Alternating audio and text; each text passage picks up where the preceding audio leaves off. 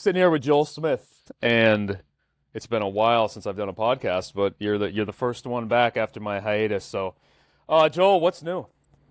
Yeah, well, I appreciate it. Thanks for having me back. I hope the connection holds up with the Airbnb. I know how that goes. So, Yeah, but I appreciate that I'm the first guest back. Thanks for thinking of me with that. I know we just talked. You were just on my podcast. Yeah, now just to spare people probably exceedingly long stories, but I suppose the main three things would be it's winter, so I personally am doing a lot of rock climbing, which their fingers and tendons. That's kind of a cool. There's things I learned rock climbing that I wouldn't learn elsewhere, especially like the isometric training and that like camp of climbing is really cool. Coaching track, so high school track, which is this is my second season, really getting into high school track, which has also been good. That athlete population, and yeah, I have three kids, and my youngest is one, so it's also like on the other end of the spectrum, developmental windows, watching children, even like stuff with I guess elasticity and like how their feet and how their jump develops over time has been cool with my, especially my son. Like I hold my hand up and he'll go jump and try to see how he can touch, and I kind of watch his two leg jump come along, his own strategies. That's fun too. So main things, try not to take too long, but life's been yeah. good. What do you make of? I don't have kids, but I got nieces and nephews, and like watching them move from a tendon perspective. I'm always wondering what's going on with their tendons because they're Mm. so compliant. It seems like.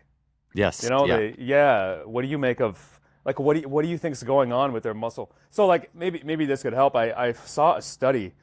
I think they did 20 pogo hops, and Mm. they had young kids, and then they had people who were maybe 20, and they looked at the muscle excursion, like how much the muscle was Mm. lengthening and extending, and then they looked at the Achilles tendon, and with the human who was mature, their calf was isometric, and their Achilles was doing the lengthening and not Mm. contracting, but lengthening and shortening. So, and then the kid, their muscle was extending quite a bit, and their Interesting. tendon was also extending, but it's like they don't have the capacity to have that strong isometric contraction at their calf. I wonder if it is also that Mm. what kid enjoys pogo hops, they don't really want to move that way. Yeah, But yeah, exactly. what do you make of it in young kids and their movement? Yeah. So I have a few thoughts. And well, one that the thing to always remember is kids are so efficient. Like I take my kids rock climbing, and their lactate system, I think a child's lactate system doesn't really develop as well till I don't know, like their early teenage years or something, or like 10 or 11. I don't know the exact number, but like they'll rock climb and their forearms, like I'll rock climb and do a tough climb, and my forearms are pumped, like the veins are like popping out, and it's like it burns. And with my kids, I asked my son, I'm like, do your arms ever burn rock climbing? He's like, no, like they just don't. And even like I remember watching some kid. It was someone took a video of their kid, which I would never subject. Actually, I shouldn't say this because I think the child was maybe 12 or 13.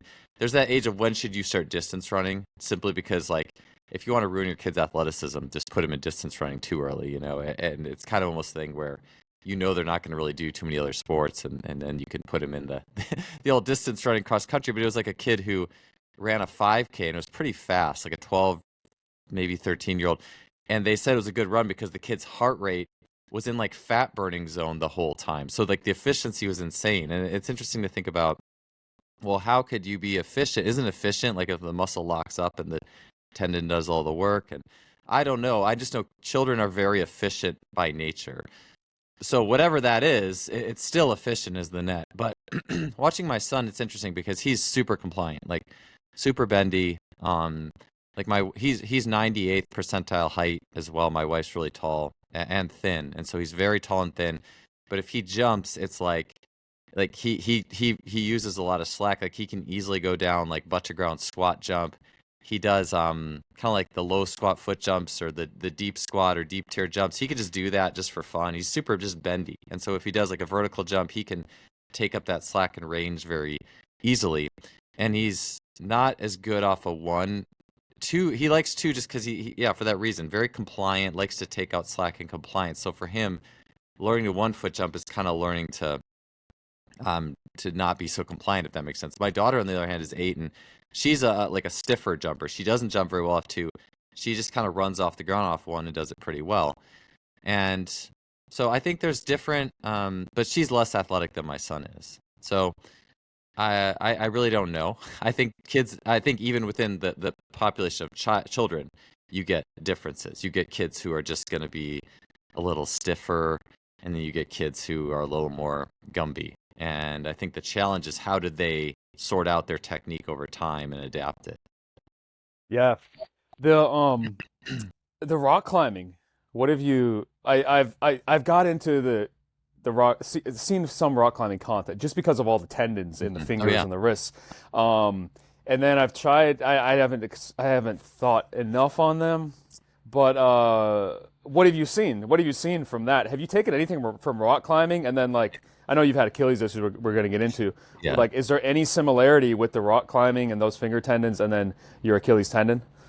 Yeah. So I mean it's really like the Achilles to a runner is like fingers to a rock climber. And I would actually say fingers are even more just because I mean that's it's I mean the Achilles is everything for running and jumping, but rock climbing it is so apparent and it's even more limiting in the sense that I think that it depends on your ability if you're a jumper or a sprinter. Like if you're if you're a sprinter and you max out your Achilles ability, like ultimately there's a lot of other things involved. There's hip flexors and glutes and timing and core and all that stuff, and the Achilles is one part of it. But the rock climbing, there's equations that you can get your force output on certain hangs, like hey, I got a 15 millimeter edge and four finger hang. This was my pull, and that can link pretty decently to your max climbing grade. Obviously, skill is a big thing, but I would say that's true more than, all right, we're going to get your max foot isometric, and then this links to your max sprinting or jumping grade. And obviously, there's going to be correlation there, but it's even stronger in climbing because that link is just so critical. And it's also, climbing is more isometric. I mean, it was a conversation I had with Peter Marzewski. He was talking about isometrics and the max iso pushes and stuff, and he said those are great for sprinting and probably jumping too, of course, but to a point because at some point it can become too isometric. For climbing, I think it's almost unlimited, if that makes sense. Like it just is so strong. And so this was actually the first year that I experienced a little bit of finger tendon issues. Like, and it's interesting because there's different types of tendon issues in fingers. It's like, what is it? Like I get like a burning in one tendon, the other finger is swelled up a little bit. So you have just different things, and the fingers are so complex too. That's where I think likely, I mean, you could tell me you know so much better than I do with the knee, but it would strike me that all the little intricacies of the hand are so much more complex than a knee. It's kind of like a tree, where you have the trunk and it's kind of basic, and the further you get out, things just get, it's like the branches, they just get really complex. So that's really cool. But the thing that I'm working with that I think where I'm just drawing these constant connections, and I made an Instagram video this I called like the comprehensive pump. Like if you watch rock climbing training videos, I think it can really add to your understanding of the total process because rock climbing, if you rock climb, you will instantly put within a month of rock climbing probably 5 to 8 pull-ups on your pull-up max. And let's say you start with 10 and you do your typical 2 times a week you're doing 3 sets of 10 or 4 sets of 5 pull-ups. If you start rock climbing, you will break plateaus 100%. It will happen almost every time. So the question is, well, how do I take these principles of climbing and apply them to any training program, be it sprinting or jumping or a strength program? What exists in climbing that I'm not getting that can plug in? And I can talk about that. I mean, to me, it's variability. It's a lot of isos. It's fun and it's very meaningful. And there's also danger. It's like there's like a oh crap, if I fall off the wall thing too, that exists. So there's a lot of things. And there's also lactate that swirls in there. So there's a lot of really cool pieces that I'm constantly thinking, okay, how could I put this into a jump training program? How could I put this into a sprint training program? And then of course there's the isometric tendon strength that comes with it as well. Yeah, that reminds me of all I think of is volume when you say that because Mm, I mean yeah. we've talked about or okay, so for my personality to go and do a plyometric workout or a track and field Mm, workout, that's not me. I don't like that type of thing. But if I can yeah, go play basketball, LA Fitness for 2 3 absolutely. hours, I'm getting so much like that's elastic contacts. And yeah, if you're gonna get your upper body development from sets of pull-ups, like what if you could go rock climb for 2 hours? Do 2 hours of work instead of like 5 minutes of work. Yeah, that's I wonder. I don't know. Do you think it's like the volume is the biggest piece? You could probably are you getting a ton more volume when you're doing rock climbing just because it's fun? yeah. It's what is in the volume, right? Because you could do, 200 pull-ups a day and you would improve massively. But it's how much mental effort and willpower does it take to do those 200 pull-ups is one thing. Because if you do, let's say it took you an hour to do 200 pull-ups versus climbing for an hour. The climbing, you literally spend almost no willpower. Like Dan John gave the idea of, willpower is finite. There's research on it. Like if you had a day where you had to solve hard math problems, they've done research on this, and then put your hands in ice water versus someone who just could chill and watch TV and then put their hands in ice water. The person who was just chilling before they put their hands in could hold in longer. They have more willpower to spend to do the uncomfortable thing. So because climbing is fun and you don't have to spend willpower, it makes it easier to just do all that. And then you could even do pull-ups after. That's a lot of times what people do because you didn't spend any willpower to climb. It's fun. Same thing with basketball, right? You didn't spend willpower to do a bunch of sets and reps formally of plyos, and then you could lift at the end. So that's one. But then the type of volume, because with those pull-ups, it's very common that if you start doing a lot of pull-ups, you might get like elbow inner, I'm trying to pull my elbow up, medial end elbow issues and those kind of things because it's just the same thing over and over. And of course, you could switch your grips and you'd have to really, you could do it every rep different or a rep without rep, but you're still spending willpower unless you absolutely love that, like, oh, I love this so much. This is so amazing every day versus like climbing where it is amazing. It's amazing every day.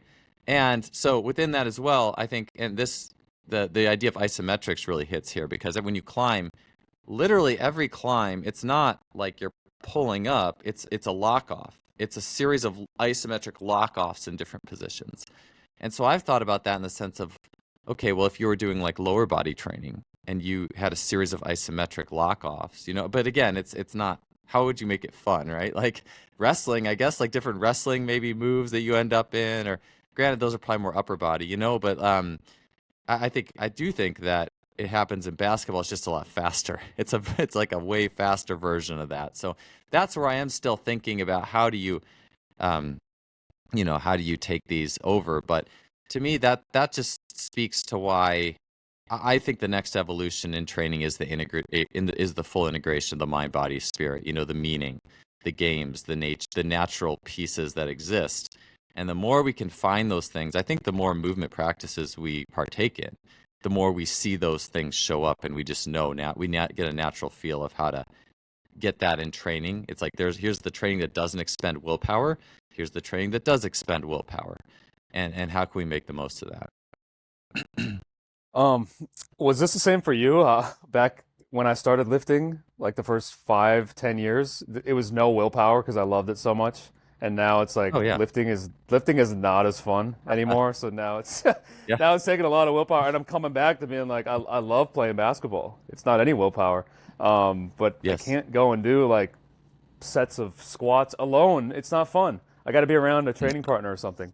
So I wonder if this I had probably battled that whole strength coach, meathead strength coach. That's like everything they try to get everything out of the weight room, everything that you should be getting from play. They try to accomplish in the weight room, and maybe those are still the guys who love lifting so much. But it's like for yeah, me, I kind of lost the love a little bit, and I go back to the play.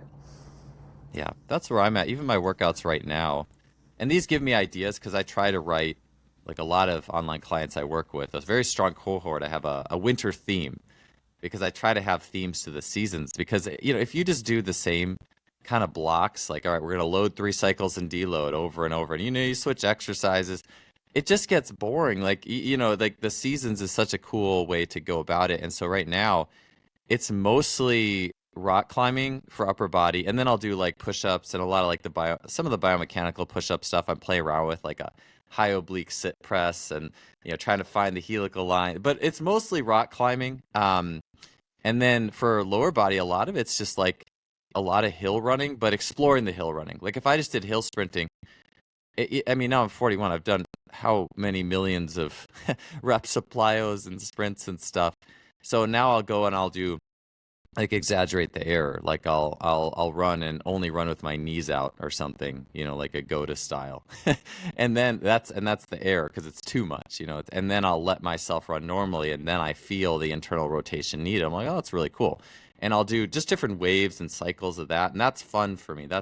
And I'll fit in with some aerobics, some jogging. And the funny thing is, the more of that hills and jogging I do, the better my high jump gets after all the years of compressing myself. Like off one leg. And so it's just kind of fun. And I'll do a little bit of sandbag squatting. But and if I have a weight room available, I'll do a couple sets of heels elevated zerchers because those have been freaking awesome for me right now. But it's kind of, I really enjoy how strong can I get just doing kind of normal human things.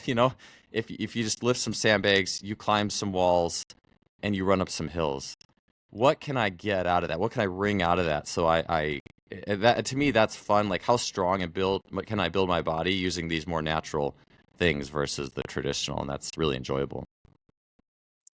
Okay, I had a thing on that, but I want to sidetrack because I remember listening to your Bill Hartman shows. I think that you had Mhm. two of them, right?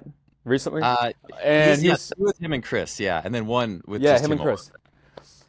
But something he said, which he was talking about heels elevated being like kind of in a Mm, negative sense, right? Oh, mm, what did he say? Decreasing, was it relative mm. motion or whatever his term was? What did you make of that? Do you know what I'm getting at? Yeah, okay, I think I know what you're saying because yeah, and I know Katie St. Clair had said something about this. Like there are candidates who would not be ideal for a heels elevated. To me, yeah, because I don't know. To me, it's kind of one of those things where we try to find simplified models, like more reductionist models. Um, to me, and I think this is where Katie was getting at. Maybe it's where Bill was getting at. Is if you don't have relative motion in your feet, like you have like a really high tight arch or something. I still personally think heels elevated is better than feet flat on the ground, but it's not as good if you don't have like the calcaneus can um, evert or internally rotate, basically rotate away from the body, we'll say, and you don't get the midfoot to separate a little bit, then that's like the priority. So you might want to do something where you encourage that to happen in a different setting. Honestly, for me, I just do everybody kind of heels elevated, and I just think it's the angle that matters to me. Like if you like people who are pretty good natural squatters, maybe it's just 5 degrees, and if you have really tight arches, I'll just do like Gary Ward's wedges outside of that.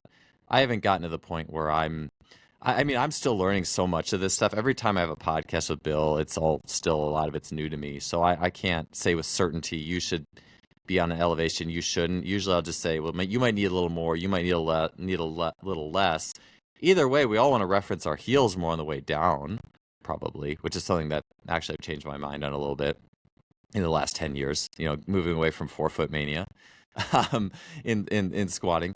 But out if you have there was just a guy I was working with this last week doing a run clinic who's had a lot of shin splints, insanely high tight arches. Um, and we still do the heel elevated front loaded squatting because he needed to do that and he looked good doing it. But then outside of that, it's like, all right, hey, here's the wedge work.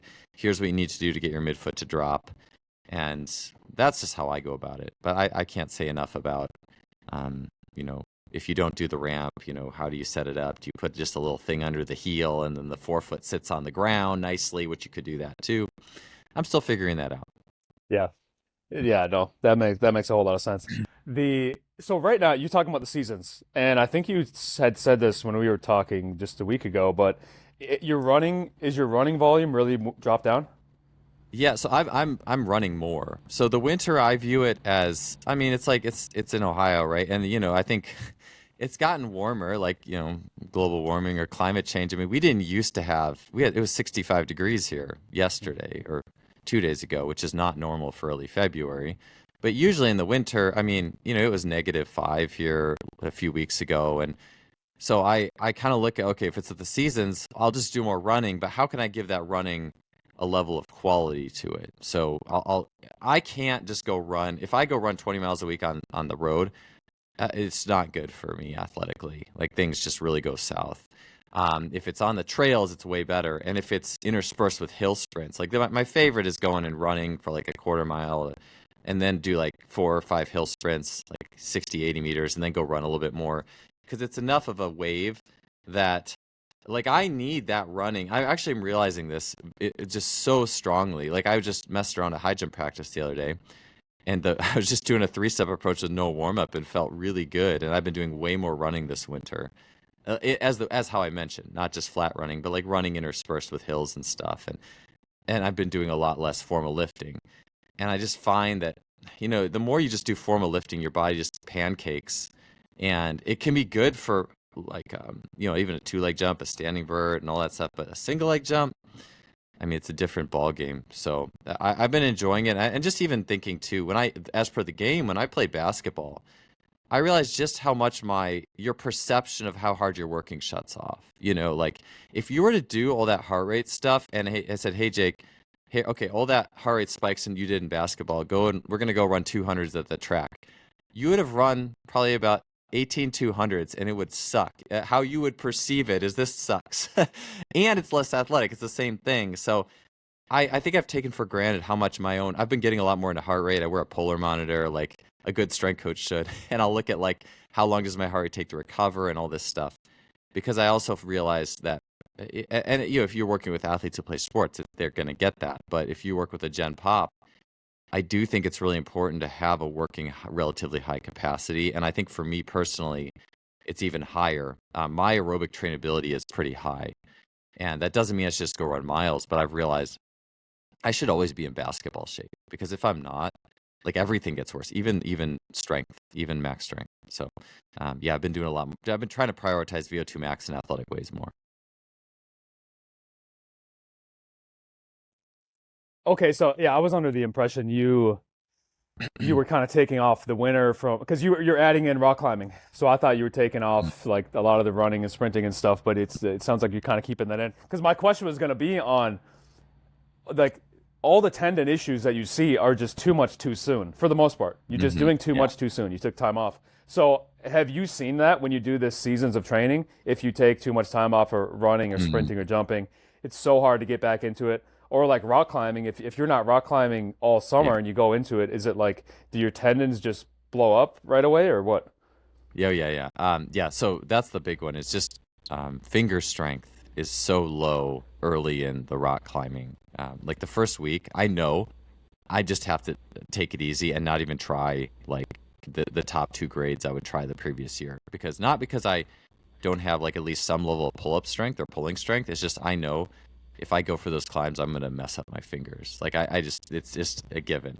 So I have to lay off on that. In terms of sprinting, like this was last year. I think I mentioned this when you were on my podcast. Is my daughter was born last year. I only did sandbag lifting and then I rock climbed when I could. Snuck out to the rock climbing gym. And when I remember this very clearly. I did a tennis ball throw and sprint, which is amazing. Love that. Another way to integrate the mind and body and chasing. And I did it up my hill. So I have a driveway and I threw it up the hill and chased it. And my hamstring felt like it was going to explode. Like it was really bad. I was like, wow, this is pretty sad. I got some work to do here. So, but I right now my split is like I'll rock climb every other day if I can. I take the kids a lot to validate leaving the house with three kids. And then every other day I will try to run in some capacity. Like a lot of times it's the hill running.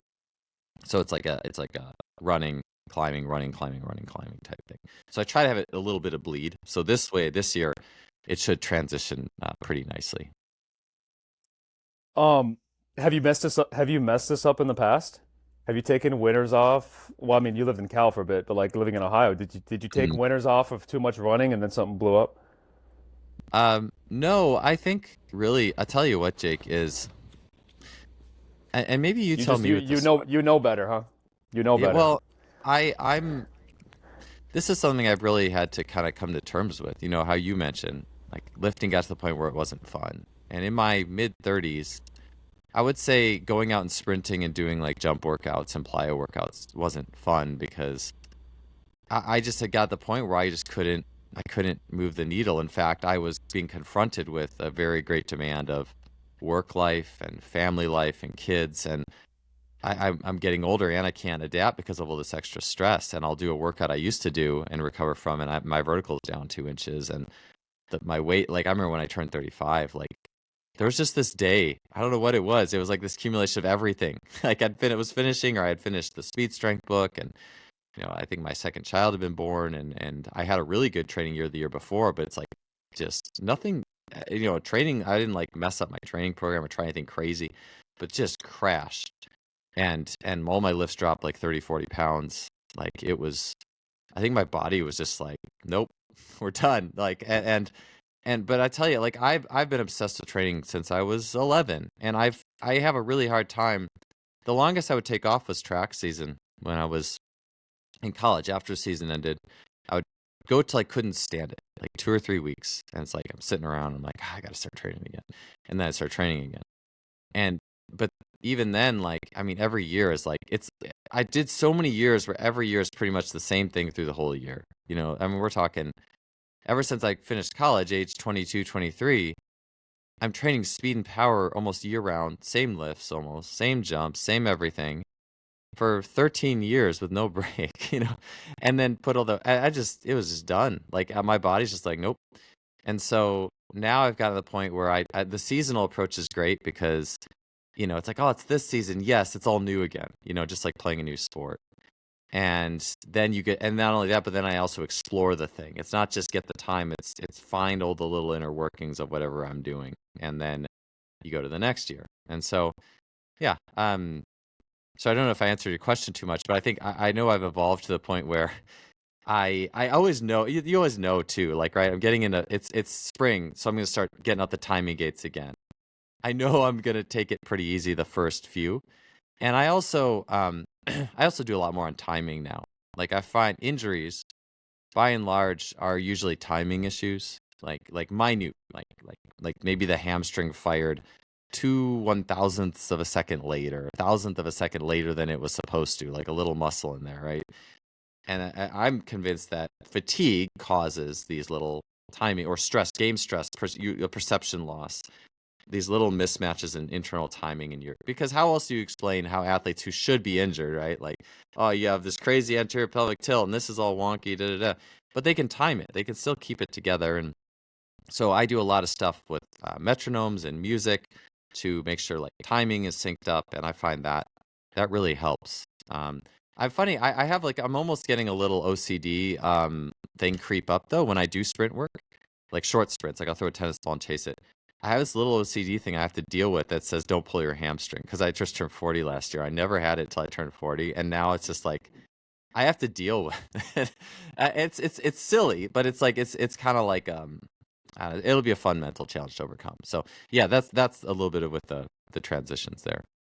That so yeah, I look at all these Achilles ruptures, and it's like I guess first of all the Achilles has to be unhealthy because the healthy ones Hmm. won't rupture because they're so strong they won't rupture when you're doing normal things. But Yeah. it's the timing. Like Hmm. Colin Griffin, I did a show with Colin Griffin. He's done many others, and he kind of had I think he had three things of you for the Achilles to rupture. First of all, it's unhealthy. Second, you're doing something explosive, and then third, it's a coordination, it's a timing Yeah. issue. Hmm. Um, and I'm curious what you're doing when you say music and metronome. What are you doing to time up? How are you timing up for the coordination with that? Yeah. So this is something I'm actually like. It'll go in the second the Elastic Essentials update when that's out. Just because it's kind of I think about our base settings, and I'm like, this is our base setting. And I remember Rafe Kelly had, when he was on a show maybe, I don't know, 3 years ago of mine, he talked about dance, but he talked about like African dance specifically, things to drums, and this internal timing and clockwork of the system. And I think it is so critical to good movement quality to have basic timing to. I know you train with Paul Cater. I'd love to hear more about your training session with Paul, by the way.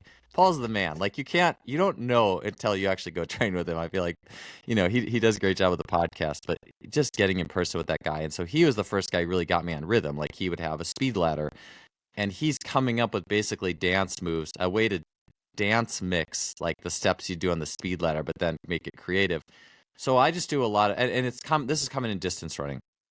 A lot of distance running coaches have people run to a metronome. Really boring, by the way. It's like tick, tick, tick, and you have to run to it. Tick, tick, tick, tick. That's really boring. It does give you a basic sense of rhythm. So you could also do that to hopping. I know a lot of people do that for hopping. I think that's good for tendons as well. There's different iterations of frequency, and that to be like I don't know. I don't even know what the term is. You kind of have like as soon as you put something about spirals on Instagram, you kind of have that crowd, and that's like the energy. The world is energy and frequency and vibration, and that is true, honestly. Like, but the way I see it, it's all iterations of frequency. So you could do a low frequency, like and that's like 505, 10010, slow, no yank on the tendon stuff. Then you have, all right, metronome, 120 beats per minute. Let's hop to 120. Let's hop to 140. It's faster. It's actually less yield. If you hop to 80, it's more yield. You have to, and you can overlay these frequencies on each other. So you could do, all right, you're going to hop to 90. It's painfully slow. And you're going to hop to 150, and that's your superset. So you're kind of like, this is where music comes in, if you can see it that way. But I found when you overlay frequencies, the body, it like tunes to different frequencies. But then when you let it runs better. And so I'll do versions of this with sprinting. I'll do 4-beat stuff where it's like every fourth step you hit the beat and then you can overlay like a fast frequency, a bounding frequency. And the result is unbelievable. Like my online clients have been using it. It's ubiquitously or universally just really, really well accepted.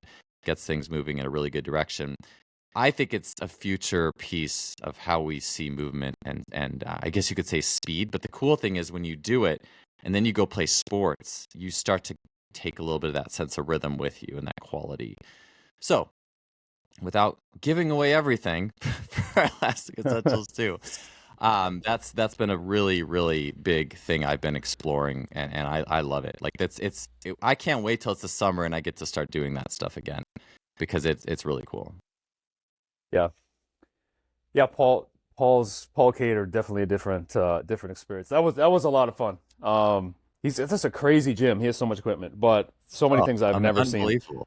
It's a different world. It's so cool. Everyone listening to this, if you're in the West Coast, go train in person with Paul at some point. Yeah, it was crazy. He hit me up the night before, and we met up that morning because I was just like coming through. But yeah, he had like flywheel leg extension. I'd never seen things like that, and there's some cool pieces of research on what's happening with tendon strain and the flywheel leg extension. Yes, Pretty much anything flywheel. Actually, I'm like, I don't know what's happening at the tendon when you're doing flywheel. Yeah, I don't either. So I know did, that was I wanted my. to, I will. Oh yeah, I'll just say. Just side note, I had a flywheel squat knee tendon anecdote. I can, if you want to talk about that later on. So yeah, go ahead. Your audio kind of said skip for a second, so I kind of jumped in and I apologize. But that was my go-to. My latter years at Cal for kids who had knee stuff was heels elevated high rep flywheel squats. So good. It was like that was the sauce, man, for the knees. And yeah, I don't know what was happening. A mix of blood flow. It's a steady pull too, so you can't like yank on it, so it was just awesome. Yeah, and my first intro, because before I even used the flywheel, I think I did a podcast with Jill Cook, and she was saying tendons hate flywheel training. So I was kind of like, okay, I'll write it off. But yeah, there's a lot of anecdotes of people feeling better from it. It could just, I don't know why. She's great to listen to, but the very definitive on certain things, and I'm like, I think anything has the potential to blow you up, and it also has the potential to make you feel really good. Like go play pickup basketball, it can blow up your patellar tendon, but if you play it in a certain manner, where you're playing slower, probably, you could be a very therapeutic thing for you. So it's like it just goes for anything. I wanted to. So you've done a couple shows now with Keith Barr. I've been emailing him like crazy, and he never gets back to do another one. But you did another one. It was maybe a few months ago, I think. I don't guess we don't want to talk on what he said there, but he teamed up with this rock climber because you had emailed me before our last show, and I was kind of telling you about that, but we never did discuss it.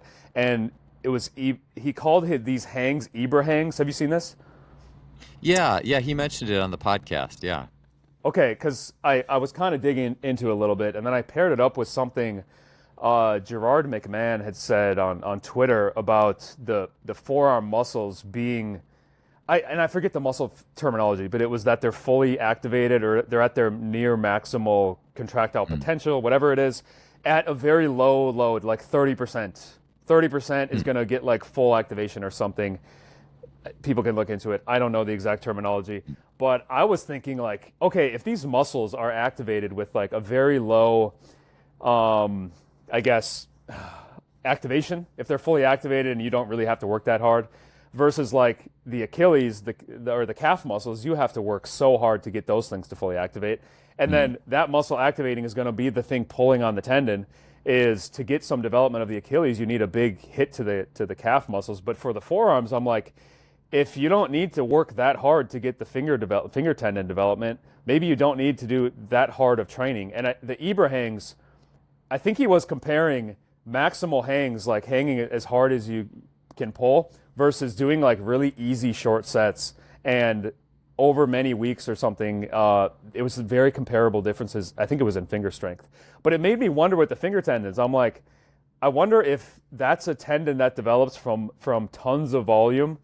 I They could see all it. develop from volume, but I'm like, I wonder if the Achilles, to really get the Achilles to stiffen up the most to like sprint, you probably need such a high hit on the calf muscles versus like you can do some easy hangs and probably get some development of the finger tendons. I don't know if you have any thoughts on that.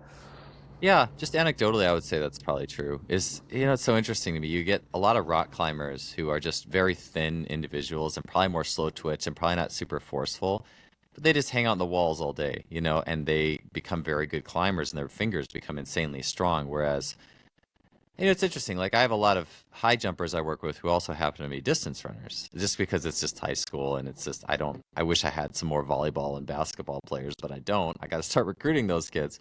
But it's kind of interesting because you see people who jump with their pure elasticity. They don't have the sprint power. They don't have those things. And, I couldn't say I could see inside the tendon to know. I don't know, but I think that it's probably people whose tendons have been maxed out as far as they go with the volume. I could tell you with certainty that the plyometrics would give them another gear in that stuff. Yeah, but climbing, I don't know. I don't know enough to say, but I can tell you I do think people who just live in the rock climbing gym, even if it's not high intensity, I think their finger development probably comes a lot further than just what distance running will give your Achilles. That makes sense to me. Yeah, I've even seen, this was maybe years ago. People were comparing like, you could do plyometrics for the Achilles, extensive, intensive, and then they're saying we need to be doing those for the wrist, like put explosive push-ups and stuff like that. And it just never really jived that well with me. I was like, I feel like they're not. I don't know. Like Hmm. you're putting a lot of forces through your Achilles day to day, like or when you're doing things. I don't know how much you're putting through in your wrist, and then how much explosive ability do you need there, unless you're like a shot putter. But you Yeah, know what I'm saying? Yeah. yeah, it's not. I mean, yeah, I don't think the wrists are meant to load and unload force like the Achilles. They just aren't. Like I've done my fair share of break dancing. I was never good, but I like doing the moves. I like kind of the coordination, the idea of doing flips and spins and stuff. And just loading up my wrist and hand in some of like the you call like a turtle or a jackhammer position where your elbows in your gut and your hands on the ground and your feet and your hands everything's off the ground except for your wrist. So you're only loading on your hand. And I kind of fractured a scaphoid a long time ago. I think it was like a failed dunk and I landed on my wrist or something. And dude, it still hurts in a way that I would not expect it to still hurt, like if it was a foot or something. Like I could just feel it. I mean, that's not to say don't load your hands. I'm all about like the Ido Portal, like challenge your hands in different ways. You see Tommy John like doing different wrists, that's great. Like, but I don't think we're humanly necessarily meant to do those things. That's not to say don't do them. And if I really wanted to see what my body could do, I'll do that stuff. But if I'm training a group of athletes, I don't know, like baseball players, or especially like tennis. Like if I'm training tennis players, like I'm not trying to be soft. Like I will push you. But I would see no need for someone like a tennis player where your wrist is your lifeline to do like a drop push up or something. You know what I'm saying? Like it's just I just think that it's just not worth it in that situation. When you're done with tennis, go for it. But Yeah. Yeah. Okay, let's go. I think we did a pod many years ago, maybe just one, but you kind of mm, touched briefly on your Achilles issues, your past with Achilles. So yeah, cover it now. oh man. What's happened with your Achilles throughout your life? I'm a guy who I've only had like a reactive Achilles one time in my life. My whole life has been Yeah, patellar yeah. tendon issues, but I know you've had Achilles, so yeah, tell us what happened. Yeah, big time. Yeah, never had Achilles until my mid 20s. So up until then, it was only knees, like jumper's knee. And I wanted to mention this when you were on my podcast recently, as the lifting. So I had jumper's knee all the way till my senior year of high school, and then I started doing deep squatting, like relatively heavy, like not necessarily like sets of 10, like 60%, working up to 85% for sets of 5. And honestly, I didn't see knee issues for like 2 or 3 years after that, and that was the only change. So it's like yes, but then Achilles sprung up mid 20s. I'd never had it, even though I did all the plyos I had done. When I jumped 7 feet when I was 21, I was doing like 39-inch single leg hurdle hops and stuff that if I did now, my Achilles would just be, I would be, and both legs too. I would be so hesitant with my right leg to do that. Even I had a flare up a year ago where everything was going pretty good, and then I tried some single leg hopping on my right leg, and it was feeling good, and then the next day it was like, oh buddy, and so I can unpack that. The first layer of why that happened is I honestly think part of it is just, and you hate to have a fragile approach. Like that's never my goal to say, oh, just it's too many reps and blah blah blah. But I do know that single leg jumpers compared to double leg jumpers just don't last as long, and in terms of longevity, a lot of times, and you do get people who do, and I think you can. I'm not saying you can't. That's the thing, you definitely can. But I think for me, again, speed and power training, plyometrics year round, high jump, like, and I jump a lot like a heavier Sotomayor who had to retire because of Achilles. And the way I jumped was just, I wasn't the fastest guy. I was probably a lot slower than most high jumpers. I mean, I wasn't slow compared to the average guy off the street, but if you did a 10-meter fly of me and the other guys at nationals, I'd probably be slower than at least two-thirds of them, I would say. Um, at least the guys for my height. And so it was just my jump style was just jam the foot, load up the connective tissue. Bill Hartman says massive delay strategy, long soccer kick swing leg, which puts strain into the foot for even a crack longer. And we had talked about this, right, too, because like speed jumper, you would think, oh, it's a faster hit to the Achilles. I'm actually, I think the way I jumped, and it was like how Sotomayor jumped, power jumper, I think it actually capitalizes on the foot and Achilles and lower leg even more because it's a slower jump that loads those tissues even more dramatically. And so that was my jam. And my foot's built to jump. If you look at my foot, like the hyperarch stuff and all that. So, but yeah, 25. And it was honestly, I think the reason that it started to mess up at 25 was I think the compression of lifting was starting to compress my system to the point where I just didn't have those subtle little rotations in my hips. Like, right, you lose a little bit of internal rotation. And also I'd sprained my right ankle once, maybe twice. And I think between that, my right calcaneus started to jam up. It didn't move as much.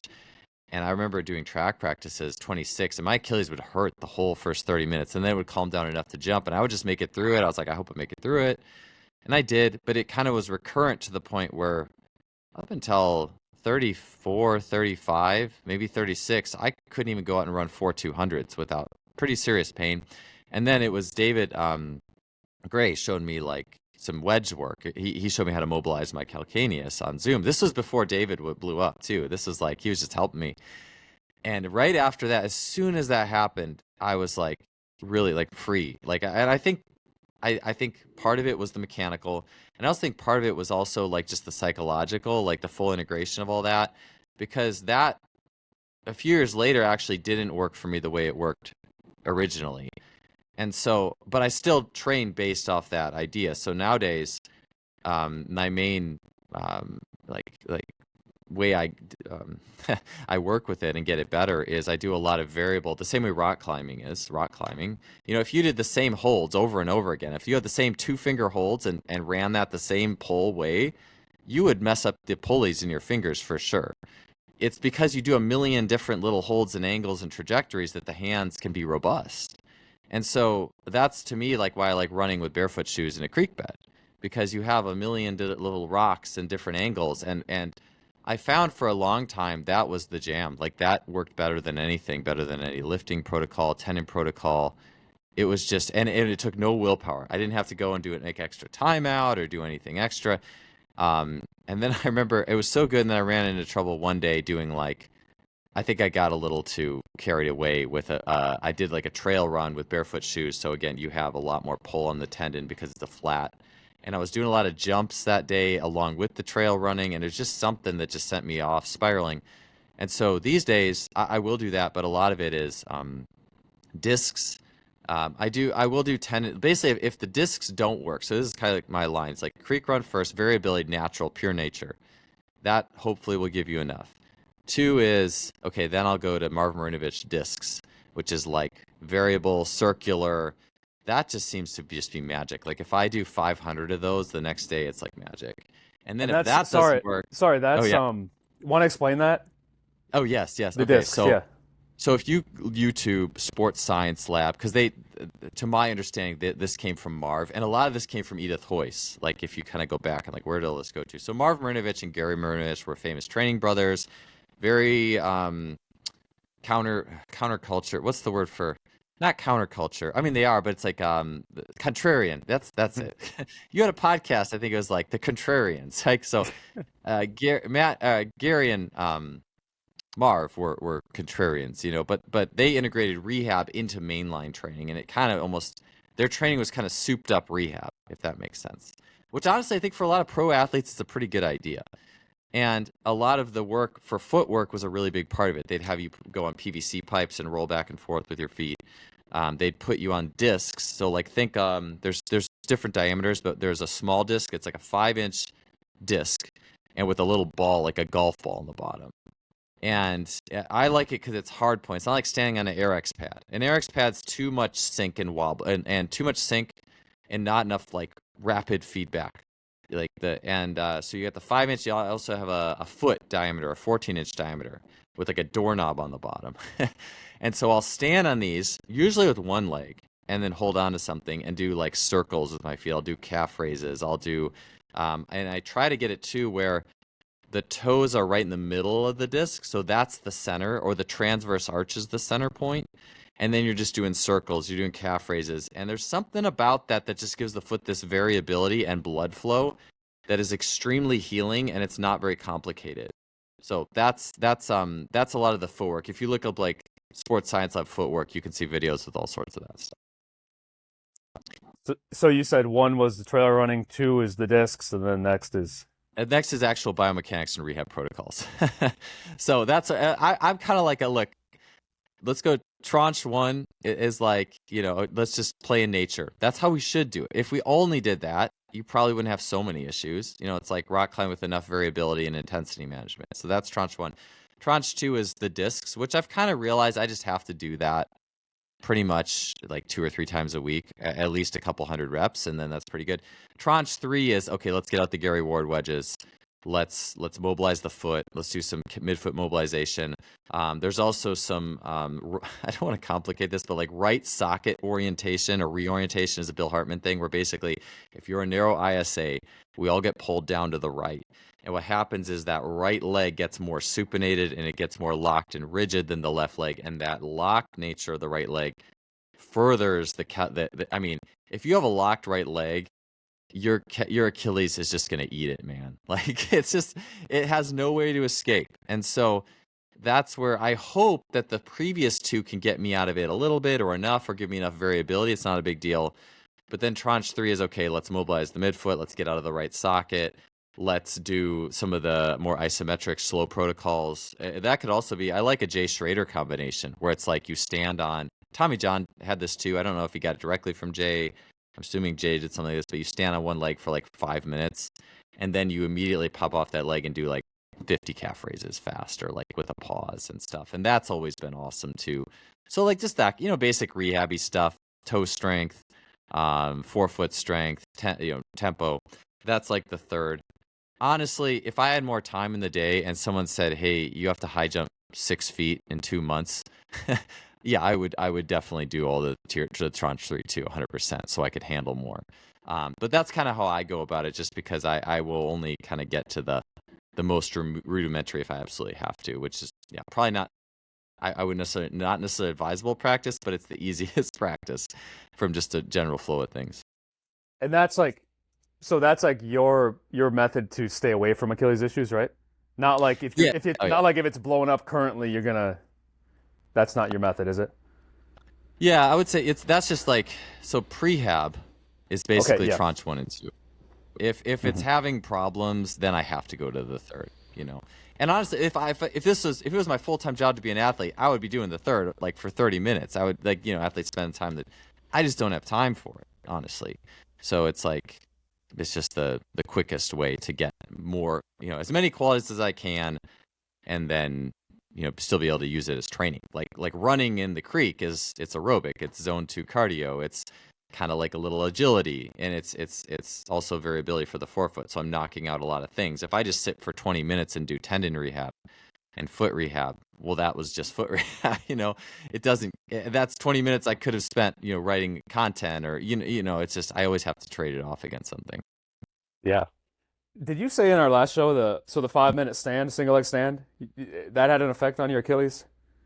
Oh, awesome. It's so good. And it makes me think too, it's like, what's the simplest thing you could do that gives you the maximal benefit, And I think that within a single leg stand, it's an isometric, but it's also like a wobbly isometric. It's a wobbly, long isometric. And I think you get variability just by the virtue of you're standing for an extended period of time, and your center of pressure is waving back and forth, and your foot is rapidly adjusting throughout that 5 minutes. So you're going to get intrinsic foot muscles, probably more than you would get if you just did a calf, push up and down, because that you're way more stable in that. So you're going to get more calf and soleus and all that stuff and the tendon, but you're not going to get the foot wobble. So it's kind of, you're missing something. So that's why I like things that it's all here. It's all in one. You do the stand, go do the calf raises, boom. That might be worth 10, 15 minutes of other rehab exercises with the comprehensive effect. And that also makes me think of rock climbing, because comprehensive pump, you do like a long climb, like a 40-foot wall. Your forearms are pumped, but then you let that pump die down. You could go do a boulder problem and feel strong as heck. There's just this like comprehensive nature with the blood flow and the balance and all that stuff. So variability. To me, it's a simple solution. I think that's a Bill thing. Simple solution. So I like it. Uh, yeah, this is pretty. So, I'm curious if you've tried, because I've done a lot of shows with the Achilles researchers basically, and they Mhm. have their. I mean, you talk about Achilles, I guess prehab or rehab Achilles, and they're going straight to standing calf raises, seated calf raises, and yeah, it works for a lot of people. But have you tried like have you tried? So for me, when people ask Achilles, I just say go buy David Gray's program, because he Yeah. covers the biomechanical, all the other Mhm. things you need to look at, versus just go and look up some calf raise protocol. And I'm like, I don't really believe too much in that. Have you tried like super heavy calf raises, isometrics, and Mhm. you just haven't seen a big benefit from them? Yeah, I would actually put those in tranche 3. So I have a Tindec, which is like a climbing force meter. So to go with climbing, like it's for fingers, but I actually have it. Yeah, I know, you can see I'm holding it out in front. It just looks like this. Oh, So I've seen those. I, Yeah, I I was gonna buy one a while ago, but I yeah. bought something else. Oh, it's awesome. It's so like it works so well. The app's so smooth. This goes up to 500 kilos. So unless you're like insanely strong, you're probably not going to max it out. So it's great, and I'll loop it for. I can rig it up with the K box harness. I have a K box, so that makes it easy. Or if I had a ground chain thing, so I can get foot iso pushes. And I'll say, I mean, they are helpful. Like they are helpful, but to me, if I'm doing some sort of variability, and then some sort of disc, and my Achilles feel good, to me it's just rationalizing the time to then hook up, and then the ISO, and then do the foot thing. I would say it's definitely good, but to me I get it's 80/20. I get 80% of the benefit out of the variability stuff. Oh, I'll also say too, if it's too cold to go run in the creek, I love and there's a few videos of Marvin Marinovich in this. I'm sure you probably see him on Power Plus periodically, which people get a kick out of that account. Uh, but there's good stuff there that comes out of the Marv and Sports Science Lab. It's like if you have two slant boards and you're barefoot and you hop from one to the other, and you just have to have balance and coordination. And if you're not very good at it, you have the boards close together. If you're good at it, you have them farther apart. You can hop to a board, spin in a circle on your barefoot, and hop back. It's the same thing with the variability, and I find that is so good. Um, and it really really helps. So yeah, I will. Yeah, it's like a tranche 3. And honestly, this summer, Jake, when I get into more sprinting and I hope to do more plyos, I actually would like to do like a masters track meet. And in prep for that, I very likely will end up throwing in some max isos and more midfoot mobs and stuff like that, so I can do more plyos. I just have to be careful. I mean, dude, I've probably done like 100,000 out of plus meters of bounding and single leg bounding and depth jumps, and my Achilles has been asked of a lot. So I just want to be careful. But if it needs to be asked of more, I'll just try to load it up with some of those more isos and rudimentary pieces. And yeah, I've also heard, just to note it with David Gray's program, almost view the creek run as like play. That's like play in a way. It's kind of like rock climbing. I've had people, colleagues, we've talked about Achilles in the same manner, and I found people who haven't got relief until they just went and sat down and did the rudimentary David Gray stuff. So that's okay. Play didn't work. Just, you got to go in the corner and do your rehab and just take the time and then spend some will and get that better. And then hopefully you can go back to play. That will give you then the variability to keep moving forward. Mhm. Yeah, as much as I hate the buckets analogy, people say filling the buckets. I've always hated that because I'm like they're just made up buckets Hmm. but I'm like there's a lot of truth to that. I remember my first time in California, I had patellar tendon on one leg and patellofemoral on the other, and it was during COVID and it was not getting better. And then I mean I guess one of the second time we talked, I think. And I came back to Minneapolis and I played basketball for a month straight every day at LA Fitness, and my knee pain is gone. It's just Yeah. like I didn't have any play element because I was in California during COVID. There's no opportunity for play. Probably like aerobic development, and there was nothing at all. And then I Yeah. just add that piece in, and it's like that is the therapeutic thing that I needed. I didn't need more isos or more heavy squats. Like I was zerchering 450, zerchering 450. Like I'm probably pretty good on strength. It Yeah. was that one piece I was missing that cleared it up for me. Um, I was gonna say, oh, with Achilles, I guess I had something else, but um, have you seen a lot? So you're doing with high school track. I don't know how many Yeah. Achilles come there, but I guess in your past, like your whole past training athletes, college, um, is that the biggest tendon issues you're kind of dealing with and seeing is Achilles? Funny enough, I don't see a lot of Achilles in high school and even college track. The only one I remember was when I was at Cal, there was a guy who was a 400 hurdler, real good, like fast. And he was the only one all my years who had Achilles issues. And I don't say that because like, oh yeah, I had the Achilles protocol. I didn't do anything for Achilles back in the day. I think I probably did calf raises. I probably did heavy calf raises, which heavy calf raises are great too. Like honestly, we had a Kaiser, and this is just again for me, just personally, it would be laziness and taking the time to put all the plates on the bar. I mean, you could just finish off. I used to just finish off my squat sets, throw an extra plate or two on, you bust the heavy calf raises. Kaiser jumpers are the best for heavy calf raises because it's so easy. Just sit, you go under there, you crank it all the way up, and you can do drop sets. You can do the heavy and then get the blood flow. It's like a Christian Thibodeau. It calls it like the big Kahuna type thing. I think that is the jam. Like you want to talk efficient, simple solution. Crank that thing up to 400 or whatever, or 450 or whatever it goes, and crank out a few heavies, and then take it down to 250 and rep out. Dude, you will get a comprehensive calf, tendon, blood flow. I think it's really good for that stuff. But anyways, this guy, it was crazy because this was back when I was maybe 29 or 30. I just started, and this guy was just so mismanaged. It was crazy. He'd be cleared from rehab, and then the coach would just take him back into a full. This is a D1. It's nuts. Like full sprint workout. Whoop, back of the rehab room. I'm just sitting here like putting my, palm to forehead here. None of those coaches are there anymore, by the way. So they're long gone. But that was crazy. But I find it's actually more foot. Like I've seen two now high jumpers who blew up a bone in their foot. And these are guys who are bouncy, elastic, explosive. Like these are like 6'7" plus guys, or 6'11" plus guys. And it seems to be more hard point stuff. But the older you get, that's where I see, like I have multiple clients especially clients who are jumpers, single leg jumpers in their 40s and 50s. Achilles is going to be something you really gotta, you just gotta watch out for. You gotta train for it. You gotta plan for it. That's where I work management of those things. I do more formal work for my clients who have Achilles than I probably do. But it's just kind of, if you're in your 40s or 50s and you're a single leg jumper, that stuff will creep up on you in many cases. That so you said this earlier in the single leg jumpers. Well, you said not always, but they don't last as long as the double. Mm. Were you getting at? Is it Achilles issues that gets in the way, or is the single leg jumping just like beat up that leg bad? Um, I think it's just the single leg. Oh, I would say too. Sorry, I had one other. There was a girl, a jumper. I wasn't the strength coach at the time. She was just at Cal when I was there in latter years.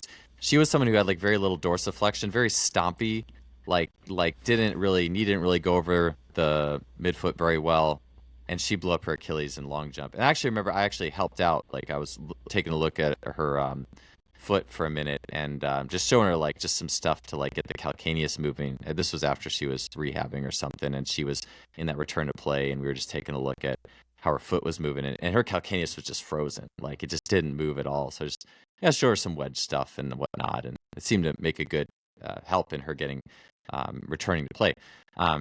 But yeah, so yeah, I'd only seen two in all that time, but yeah, I think a lot of it, yeah, hurdler and then single leg jumper. Not so much sprinters, just pure sprinters. And yeah, I think it is just like single leg jump. It is your Achilles tendon is your catapult. It's your catapult and running and everything. But when you do a single leg jump, you're infusing more strain into that tendon. You're putting it under tension for a longer period of time. And you're doing that over and over again. And it's just the training. And it's like, gosh, you hate to say, I hate that. I really don't, I shouldn't say, I really don't like the idea of, oh, you only have so many cycles of this, in your life. It really drives me bonkers because I don't think that's true in many senses. And it's also like a nocebo and it's just not, I just don't like it. But I mean, if you're a high jumper or single leg jumper, it's such a, that's like your fingers per rock climbing, so it's just kind of part of the territory. So you said this on when we were talking last time, and you said it again now, but that style of jump being more stressful, I guess I have thought on that a bit. You'd think it would be less because it's you'd think a quicker jump would be like more tendon, but you're saying that way you're jumping is a little bit slower, and what do you say? You get that big soccer kick or whatever it is, and that's actually Yeah. pulling more. Um, yeah, could you try to explain that a bit more? Because I still have a hard time wrapping my head around it. I'm just like, I would think Yeah. if all else is equal, if you're like really just snapping off the ground Mhm. quick, I think that'd be a lot. Is it even a deeper, maybe the way you're jumping, is it a deeper level of, well, you'd be so, I don't know, is it deeper range of motion? What is it?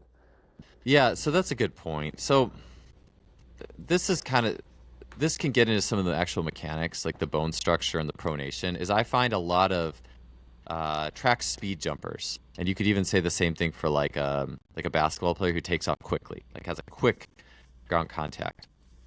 Is it's hard to do that. Like a Darian Barr says, you have to have motion somewhere. It's like a collision, and you have to have crumple zones. Because if you're in a car accident, modern cars are safer than the old cars that were just a big brick. You didn't want to get hit in those because there was no give. And then you as the driver would be the give. You would run into the windshield or the steering wheel or whatever. But now you get hit and there's certain zones that deform. So a speed jumper in track, a lot of times the deformation is actually at the ankle. So in a high jump, you see a lot of that ankle turnover. You see a lot more pronation at the foot or even movement of the foot through the shoe. It's just crazy. But that's where those jumpers get a lot of that. And that's why I think, and that's the people who I've seen who have the foot, like the cuboid or the foot like breaks. It's those jumpers because it's actually even more than the tendon. They're putting it into the turn of the foot. So if you look at this fine symphony of timing, it's actually, yes, the Achilles, but also the foot turned. It's like little forces there where I think if you're a power jumper, the foot's a little bit more clamped down. And then the Achilles is just getting the fuller brunt of that strain and force, if that makes sense. And it's for longer. I will say when I was in biomechanics in grad school, one thing I remember, it was like a stress strain gauge. And it was something to the tune of the longer the longer time you put a heavy force on something, the strain goes up. And I'm sure that if there's, I mean, I did a thesis in biomechanics. I should know this stuff, man. But like, well, I remember when I heard it, it was like, oh yeah, like that's why if I'm a kid, like I can jump and sprint all day and not think about any potential like bone structure issues or anything. But if I put a bar on my back, a heavy bar on my back, and I'm a kid, now I'm imposing more strain on the system because it's longer. Like, and there's something about that. And again, I think kids can do some basic strength stuff. I've actually become a little more, it's funny because for a while I was like, oh yeah, 10 and 12-year-olds should, like this was a long time ago, should lift or whatever. Now, my own kids, I don't care if my kids don't really lift until they're 15 or 16, like whatever. Like you'll have time for it. Just do all the other stuff, that we rock climb, we they'll do it to sports and stuff. But yeah, I think it's something with the stress, strain, and time, function of time, and then the way the foot turns to manage the force in a speed jumper. So yeah, it's a little more like there's more factors. I think Hmm. there's just more factors at play. That reminds. So you read Adarian's book? What was it? Let me introduce you. Have you read that? Yeah, yeah, it was real good. Yeah. Oh, the sections. I think it was stress, strain, and deformation. That chapter, Mm, which was maybe like a page or two. I don't know. But that was so good. It was like better than all these tendon books I read as far as understanding the like. And maybe this is what you're getting at. Correct me if I'm wrong, but the mhm, way you're jumping is like the stress, the stress, and so you stress the tendon, it's going to strain. That's mhm. all you're getting in your movement. But if you have like that speed jumper, they're deforming somewhere else, and that's how they're Yeah, not stressing and straining the tendon as much because they're getting deformation that you said like at their exactly. ankle, right? Yeah. So Yeah, yes, exactly. if you're more stuck, it just has to go through the Achilles. Yeah, yeah, exactly. If you don't have that crumple zone of the foot the way a speed jumper does, where's the force going to go? Load up that Hmm. Achilles, baby. And I had my Achilles was probably money. I wish they would have studied it when I was 21 or 22. I not say that like in an egotistical way, but that was my weapon, man. Like that's how I did what I did. And but it's like Andrew Paul talks about though too, like those ankle dominant NBA guys.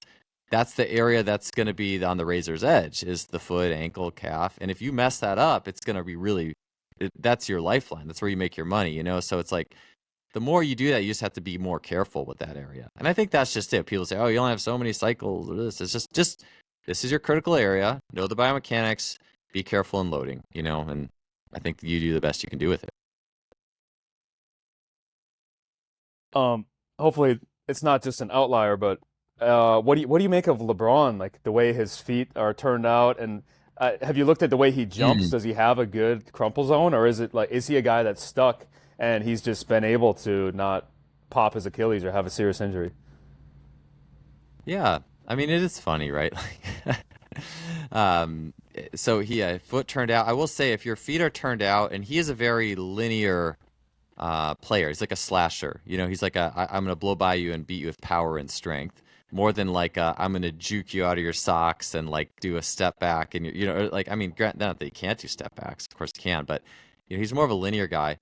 And when you have a foot that's angled like that, it actually, if you think about the way the crumple zone works, I think it actually can.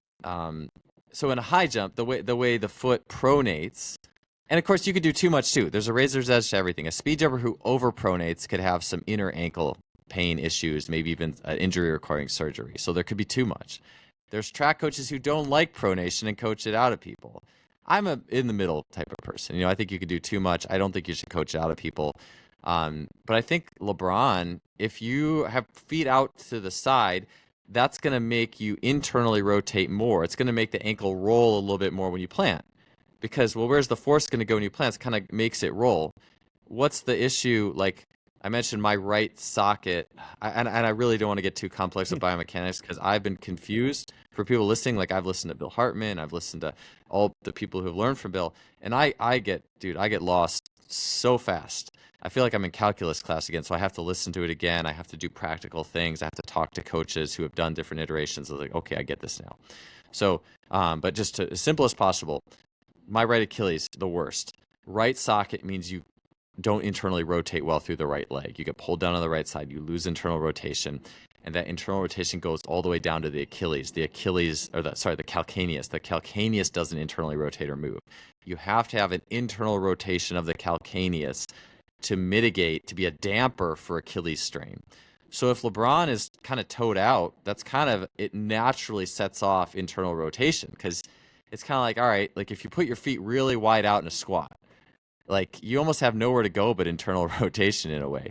Um, it's just you set yourself up for more of that. So, and this is just a little speculative, but I do think there's something about toes out where it just promotes a little more calcaneal roll and internal rotation. And the body is smart. Like his body obviously adapted for a reason. And so many really elite athletes, I mean, the body's intelligence is just unbelievable. So however his body adapted to fit his playing style and what he needed to do, and whatnot. I'm sure all the, takes good care of his body, doesn't smash too heavy a weights, so he probably stays, mobile and reciprocal enough, to what he needs. He's naturally strong, so we can get away with it. Yeah, a few reasons why he might have be so robust. Um, yeah, I actually there was a study. I can't remember what it was on. It was on feet straight or feet duck in or feet out. Yeah. And I forget what they were getting at, but it was something positive with the Achilles and having the toes out. Like Yep. it could. Was it a running study? Like I a don't know. distance I don't running know study? what it was. I just remembered it I've now. seen one. I've Okay. seen one. Yeah. So I wrote before I did Elastic Essentials, I had written 90% of a book on the foot, and then I just dumped that into Elastic Essentials basically. So it was never published. But I did a lot of, and maybe I will someday. I probably should. But like in my research for the book, there was they studied runners, like I don't know, 5K. It might have been a military, because so many of those foot studies were military or whatever. Like you have to do this, and it was over pronators, neutral, supinators, so toes in, and over supinators, really toes in. So think over pronators. You could just say toes out a lot. And who is hurt the most? Oh, supinators just got beat on, man. Because if you're overly supinated, that's rigid. Supination or toes in is rigidity. It makes you fast because you have that rigidity real quick. Like if in some sense, I've worked with over pigeon toed people though, and oh, it's so painful to watch them run. Like there's definitely an inflection point where it's too much. I've had two athletes I've worked with who were overly pigeon toed to the point where it really messed with mechanics. But you occasionally get those people who are a little pigeon toed real fast. They have that quick supination, but the razor's edge of that is you don't have any compliance.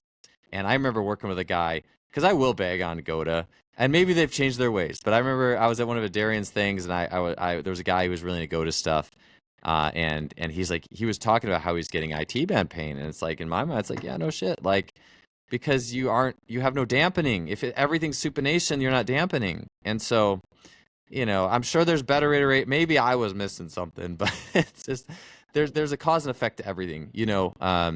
So I just think it's worth mentioning. Yeah.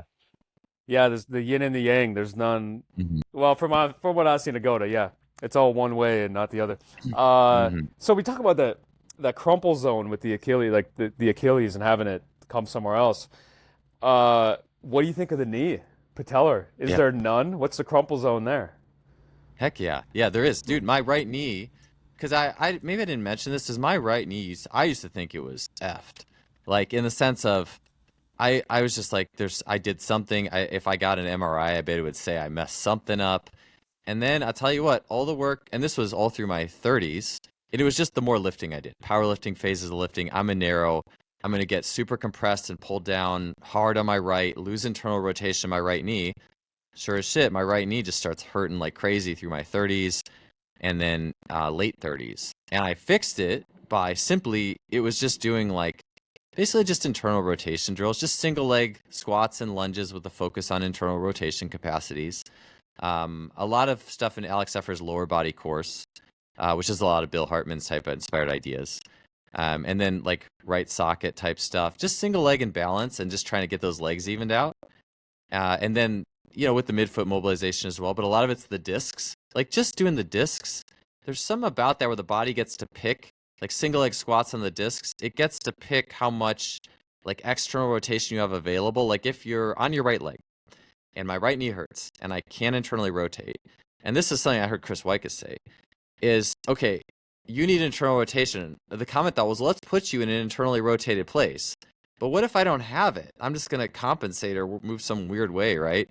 So what the disc does, if I'm standing on that disc with a golf ball underneath, is my foot will naturally shift to the place where it has enough external rotation or internal rotation. It'll still shift out and external, but maybe not a ton, but it'll work from a place that it has. I have range to now work and squat, and I'll give you what internal I have, and it just builds on itself. I hope that makes sense. You can let me rephrase that. If you work on discs on a single leg, the body gets to pick based off the range of motion it has available right now in a way that builds reciprocal motion over time. Versus you shoving the foot against the ground, it's fixed. It can't go anywhere. You could put wedges and stuff that makes it better, which is great. But I find the unique variability the discs offer has allowed me to naturally get a little more range in my right foot, a little better internal rotation, and that's made a big difference with my right. I shouldn't say, oh, I never have any right knee. Almost never. It's a non-factor, whereas it used to be a really big deal about 5 years ago. I I always feel that my I don't know, I got into tendons because like I had bad tendon pain, Mhm. but I'm only a basketball player. Like my whole life just been basketball, and all of these basketball players have no clue how to deal with tendon pain or anything about frequency and volume and intensity. I feel like track and field, you have to know this stuff, and it's like ingrained Mhm. in you. Like, do you? I mean, you're obviously a track and field guy. I feel like we came from such different backgrounds where you'll have Mhm. agency over tendon issues because you're just probably maybe around people who are more educated versus a team sport like basketball is you're helpless because nobody knows at all what to do. Mhm. Do you think that's a thing? And then maybe like track and field when they blow up their tendon, it's because like you're reaching the end limits of your ability with the tendon versus the basketball player just took 3 months off and then went to play 5 days a week. It's like you just bad training versus you guys. I don't Yeah. know. Is that a distinction that you think exists? Is like track just kind of Um, figures this out? I think it's easier. No, it depends on the area of the body. Like I think knees and track, like if you mess up your knee in track, you really unless you're high, I've seen it in high jump. I think high jump is probably the main area you could do it. You really messed up because if you mess up your knee as a sprinter, like you did something wrong with the workloads in the track or the weight, you must have really messed up. Whereas I think in team sport, it's easy for athletes just to get overworked. Like it's just coaches have no concept of workloads or workload management, anything like that. And you don't know how good the lifting program is. A lot of times, various high schools or even universities sometimes. So I think it's easier just based off the workloads largely of the sport that you can get carried away. Track, obviously, if you have a good coach who knows workloads, you should be in a lot better bandwidth because you're used the razor's edge of also being overtrained where your performance dips is probably going to go hand in hand with some sort of muscle tendon issue in a generally otherwise healthy athlete. Um, so I think you start to see that and you start to learn that over time. The one thing with track that probably is the main one, like the knees to a basketball player's like shins with track and field. Like Tony Holler, certainly controversial with aerobic and whatever, but I do like his saying shin splints should not be part of it because I have been to track practices where and it's just disappointing. Like this is not the track program I work with now. It's the one I worked with, the high school one I worked with about 4 years ago. But it was insane what these kids were doing. I mean, just like the coach wrote sprinters training in terms of like how many meters are we running today? Like, oh, we're going to get 2,400 meters of sprinting today. Like, 2 miles of sprints. And then they'd have them doing backwards walks or some crap at the end is for the shin splints. It's like, well, how about the 2 miles of just junk sprinting you made them do? Like, but it just doesn't register to people. And it blows me away. So I would say there's still, unfortunately, a lot of you could really compare the team sport coach who isn't managing volumes at all to the track coach who's old school and isn't thinking about this stuff at all. And unfortunately, on the high school level, I found there is a lot of those coaches, and it's actually bewildering. Yeah. Yeah, I should say that track and basketball probably have bad coaches on both sides that don't Yeah. know Oh yeah. what to do. Oh yeah. Oh yeah. All right, let's go back. My last one I got for you. Let's go back to the start. You were talking a bit about your kids, your three kids, and the way they move and everything. How are you thinking of their development, their tendon development? Yeah. How are you looking at this? Yeah, well, that's awesome. I'm glad you asked. I just wrote an email actually on tendon development, and a lot of it was, well, part of it was to promote the podcast that we did together. But I was thinking about what you had said, like the horses would play in the pasture, and like, I mean, free play is the ultimate. And if you want to build tendons, you want free play that focuses on hopefully jumping activities. So for me, it's really honestly, it's a mix of the stuff I see. Like if you watch Rafe Kelly, what he has his kids do. I mean, his kids like 9 and jumping off the roof and stuff, and but does like track and hurdles and wrestling and all that type of thing. And I just think honestly, if you play in nature and you're jumping off of logs or the playground and you're playing the sports and I mean, not like wrestling's building the Achilles per se, but like you're roughhousing and you're jumping off trampolines. I think you're going to get a lot of great development. So like my kids, like I'll speak to my son specifically because I think my daughter, she's probably going to be like in acting or dancing or singing. I don't see. I could see her going that direction, but I think she could likely get into track too. She likes running and jumping. But like they'll like be bouncing on the trampoline and go like flying off of it and do a landing from like 3 feet, in the air all the time and that kind of thing on their own. But I'll set up, I'll play games with them. Like, I have like little mini hurdles in the yard that I used to do hurdle drills, but I'll set it up, be like, hey, you guys want to jump over the hurdle? And they're like, sure. And they'll just see how high they can go. It's like the best, or I'll occasionally set up the 3 hurdles and they'll race over them and stuff like that. And so just basic track drills. Jump roping's a big one. And, I will say, I think that Julian Pinot said it well. Like boys should wrestle, and not to say the girls shouldn't wrestle. Rafe Kelly has his daughter in wrestling as well, which I think is great. I actually may put my daughter in wrestling, but I do think jump roping, until you actually bust out a 3-person jump rope and start jump roping with kids, I don't think you have an idea of how good it is for kids like plyometric development. Because I watch like my kids doing it, I'm like, there are so many really good qualities that happen just in this. It's timing, vision, a sense of rhythm. You're repeatedly jumping and engaging tendons. And I just think about one of my best high jumpers I work with. She did dance all through her childhood. I think she stopped in, I don't know, 6th or 7th grade, but like tap. So tap and like hip hop and like you think about tap, all the quick little foot motions and stuff like that.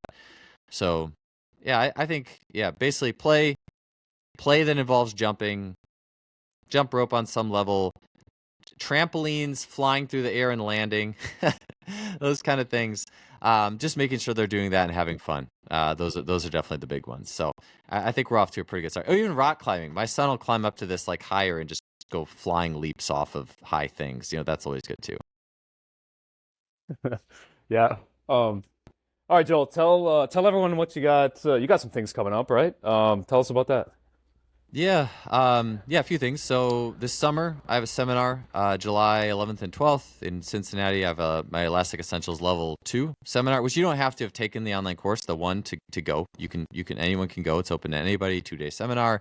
The big area I go through is kind of an integration of aliveness games with the rudimentary abilities and drills we do, how to scale those, looking at training from an integrated approach. Just in the same way we can get rock climbing gets more out of pull-ups, how can we apply this to many other activities and abilities? That and a lot more. So that's the summer.